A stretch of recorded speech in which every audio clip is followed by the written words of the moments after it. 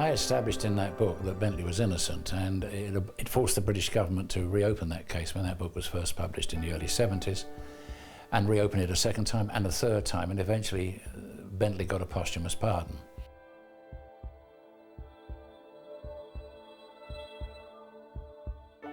He was granted a royal pardon, which in English terms means he didn't do it. I mean, it's a strange phrase we use, and subsequently $1 million compensation.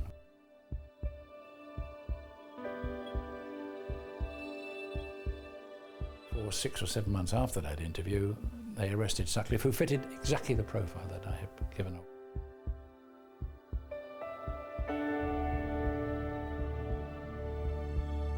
If something happened and they didn't know who to blame it on, and Steve still does, they blame it on Carlos. Either Carlos or Abu Nudal. Abu Nudal said to me, if I had not have existed, Mossad would have invented me. And much the same can be said of Carlos.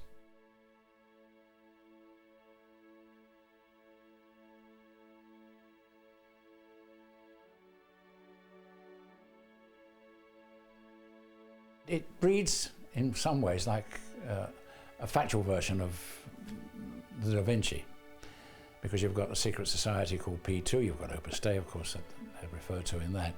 But it uncovered a side of the Vatican, quite factually, that I don't think many people realize existed, of profound corruption.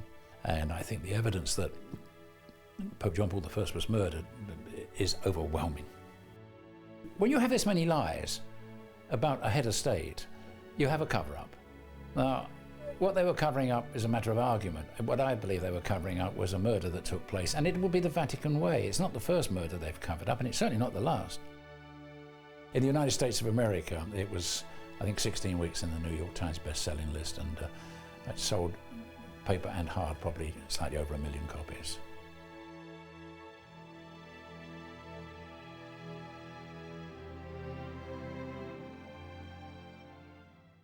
I watched this papacy unfolding with this brilliantly conceived PR campaign from the very beginning, which had myths implanted into it. So that in October 1978, when he was elected, the Vatican press office pushed out this material, some of which I already knew was untrue. I didn't realize how much of it was untrue until I began to investigate for the power and the glory. They talked, for example, about the Pope saving the lives of many Jewish people in Poland, particularly in Krakow during the Second World War. Not true, he didn't save anybody's life.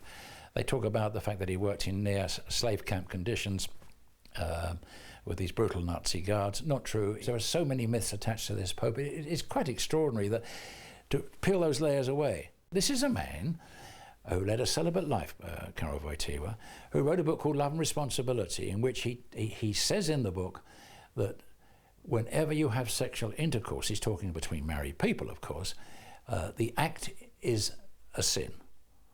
And that the only way to overcome that sin is to take every step you can to ensure procreation comes from that act.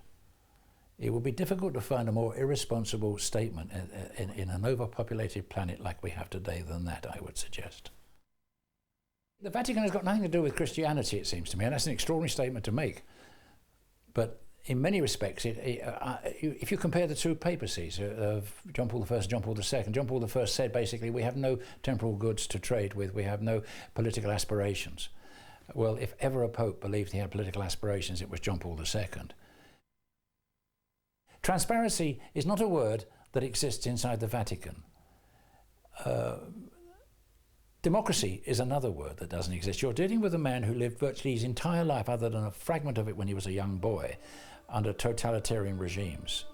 The Germans, the Russians, and then he became head of a totalitarian regime. It seemed to me about the Pope that they loved the singer but not the song. I mean, he was undoubtedly, for many years, the world's not most easily recognized person. That is, of course, as well, but probably the most popular figure in the world. But yet, if you examine the impact that his words have had, it's very negligible. The man was very charismatic. The man had trained as an actor, and he had ceased acting when he found his vocation and became a priest. And those around him lamented this and said, we've lost a great actor. They didn't lose a great actor. He was an actor in search of a role, and the role that he found and seized was the role of Pope.